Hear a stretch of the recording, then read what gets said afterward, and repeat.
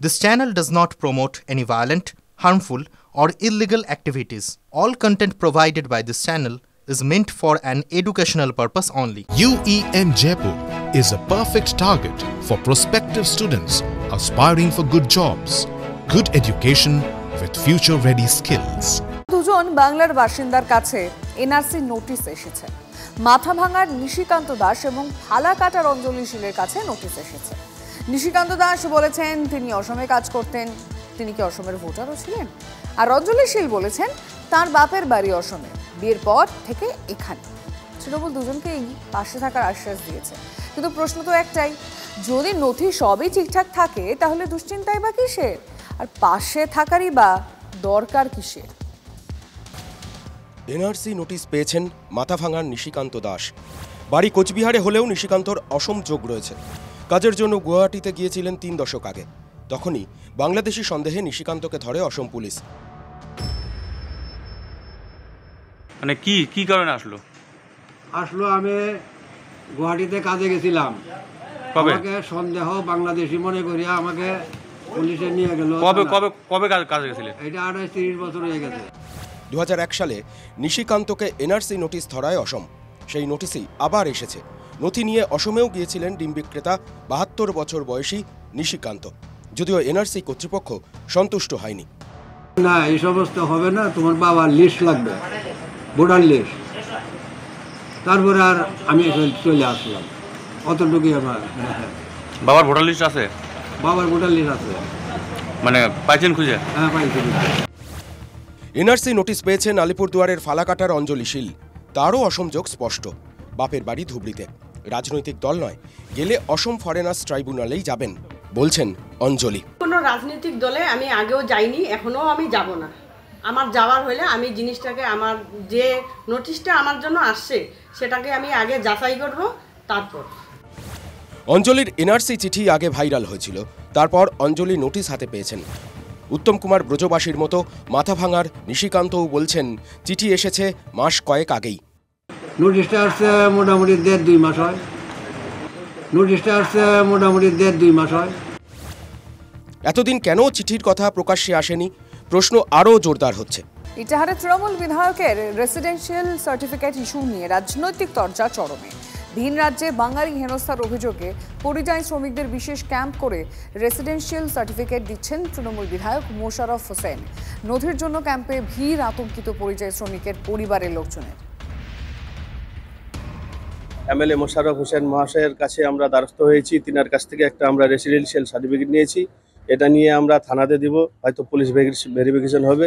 এবং এখানে সেরকম কিছু না, আধার কার্ড, ভোটার কার্ড এবং পঞ্চায়েতের একটা সার্টিফিকেট হচ্ছে, সেটাতেই তিনি আমাদেরকে দিয়ে দিচ্ছেন। বাবা মা ভাই বোন বাইরে আসে, সবাই কাজ কাম করতে গেছে, কিন্তু ওখানে কাজ করতে যাওয়ার সময় ওদের কোথায় যে নিয়ে চলে যাচ্ছে, মাঠ ডাং প্রচুর, ভাইকে নিয়ে যাচ্ছে, রাস্তাতে ঠিকভাবে যেতে পারছে না।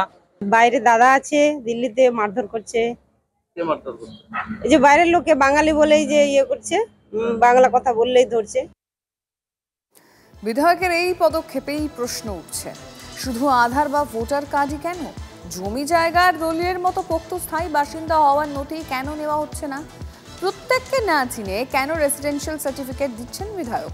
প্রশ্ন তুলে সরব বিরোধীরা। বাংলাদেশি রোহিঙ্গাদেরই ইটাহারে বাসিন্দা হওয়ার নথি দিচ্ছেন বিধায়ক, তো বিজেপি। ভারতীয় কোনো মুসলমানের সারা ভারতবর্ষের যে কোনো জায়গায় গেলে তার কোনো সার্টিফিকেটের প্রয়োজন নেই। মোশাররফ সাহেব যাদের সার্টিফিকেট দিচ্ছেন তারা বাংলাদেশ থেকে কাটা তাদের বেড়া দিয়ে পার হয়ে এসে রোহিঙ্গা মুসলমান এবং মুসলিম অনুপ্রবেশকারী যারা এখানে বসে থেকে তাদের ভোট ব্যাংক এতদিন বাঁচিয়েছে, তাদেরকেই সার্টিফিকেট দিচ্ছে মোশাররফ সাহেব। টাকার বিনিময়ে নথি তৈরি হচ্ছে, সার্টিফিকেট দেওয়ার পিছনে গভীর চক্রান্ত, তোপ সিপিএমের। পরিযায়ী শ্রমিকরা রাজ্যে কাজ না পেয়ে বাইরে যাচ্ছে কেন? আগে নিজের রাজ্যে কাজ করবার চেষ্টা করুন। আর ওই আধার কার্ড, প্যান কার্ড দেখে রেসিডেন্সিয়াল সার্টিফিকেট যে দিচ্ছে তার কোন ভিত্তি রয়েছে? রেসিডেন্সিয়াল সার্টিফিকেট, আধার কার্ড, প্যান কার্ড তো এখন হামেশাই দেখছি জাল বেরোচ্ছে। এটাও তাদের মধ্যে একটা দেওয়া নেওয়ার সম্পর্ক কিনা, বা ওই অবৈধভাবে অনুপ্রবেশকারীদের তারা আশ্রয় দেওয়ার একটা নতুন করে চক্রান্ত করছে কিনা, এটা নিয়েও আমাদের অনেক সন্দেহ আছে। ভিন রাজ্যে কাজে গিয়ে সচিত্র পরিচয়পত্র থাকার পরেও শুধুমাত্র বাংলা কথা বলায় পুলিশি হয়রানি ও নির্যাতনের শিকার হচ্ছেন ইটাহারের বাসিন্দারা। তাই ভোটার ও আধার কার্ডের সঙ্গে পঞ্চায়েতের দেওয়া সার্টিফিকেট দেখে রেসিডেন্সিয়াল সার্টিফিকেট দেওয়া হচ্ছে, দাবি তৃণমূল বিধায়ক মোশাররফ হোসেনের। মাননীয় মুখ্যমন্ত্রীর সঙ্গে আমার নিজে কথা হয়েছে, উনিও এটাতে খুব চিন্তাজনক উদ্বেগে রয়েছেন। এর সমাধান উনি চান, উনি তীব্র প্রতিবাদ জানিয়েছেন। তা আমরা একটা পিসিসি পুলিশ ক্লিয়ারেন্স সার্টিফিকেটের ব্যবস্থা আমরা আমাদের সরকার করেছে পুলিশ ডিপার্টমেন্ট থেকে, যেখানে তারা সহজে এই উপযুক্ত ডকুমেন্ট দিয়ে তাদের পিসিসি সার্টিফিকেটটা নিলে ওই রাজ্যের পুলিশ বলছে পিসিসি সার্টিফিকেটটা দিলে তারা কনসিডার করবে, তাদেরকে ধরপাকড় তারা করবে না। ভোটার কার্ড উদ্ধারে তীব্র চাঞ্চল্য আলিপুরদুয়ারের মাদারিহাটে রবীন্দ্রনগর থেকে দেওধারী যাওয়ার পথে একটি ছোট সেতুর নিচে নালায় পড়ে থাকতে দেখা যায় একের পর এক ভোটার কার্ড। এক স্থানীয় বাসিন্দার নজর পড়ে সেদিকে। উদ্ধার করা হয় মোট 35টি ভোটার কার্ড। উদ্ধার হওয়া ভোটার কার্ডের মধ্যে বেশিরভাগই মাদারিহাটের, কিছু বীরপাড়া, ফালাকাটা ও ধূপগুড়ি রয়েছে। উদ্ধার হওয়া কার্ডের কোনোটায় ঠিকানা নেই, আবার কয়েকটি ভোটার কার্ডে একই লোকের নাম অথচ ছবি আলাদা, এমনই দাবি স্থানীয়দের একাংশের। ঘটনায় কথা ছড়িয়ে পড়তে এই রাজনৈতিক মহলে তীব্র চাপানোতর। বহু জায়গায় আমরা বীরপাড়ায় যেমন রেশন কার্ড পাইলাম, সেইভাবে আজকে আমরা দেখলাম এইখানে ভোটার কার্ড পড়ে আছে। তো আমরা এই যে ভুয়ো রেশন কার্ড, ভুয়ো যে ভোটার কার্ড, বিভিন্ন দালাল চক্র পড়ে এখানকার সাধারণ মানুষরা তাদেরকে যে ভোটার কার্ডের দায়িত্ব দিয়ে দেয়, এই দায়িত্ব দেওয়ার পরে কিন্তু তারা কিছু টাকা পয়সার লেনদেন করে এবং ভোটের সময় এরা এই ভোটার কার্ড ব্যবহার করে বিভিন্ন জায়গায় ভোট করায়। বিরোধীরা বলতে বিজেপি যে এখানকার মণ্ডল সভাপতি, সেই মনে হয় এখানকার পঞ্চায়েত তার এলাকায় ওটা পাওয়া গেছে, প্রধাননগর এলাকায় তাদের এলাকায় পাওয়া গেছে।